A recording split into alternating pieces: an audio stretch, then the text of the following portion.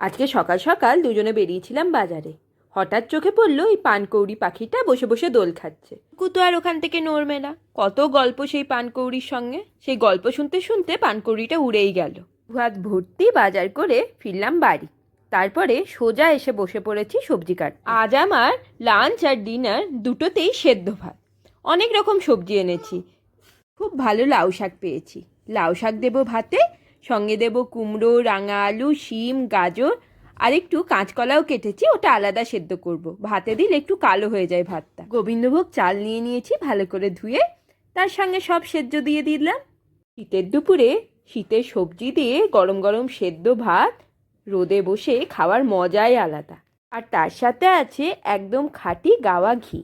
খাবার বাড়ার সময় মনে হচ্ছিল একটু মুগ ডাল দিলেও বেশ ভালোই লাগতো। যাই হোক, ভুলে গেছি, পরদিন মুগ ডাল দিয়ে করব। এই খাবারটা কার কার প্রিয় অবশ্যই জানাবেন।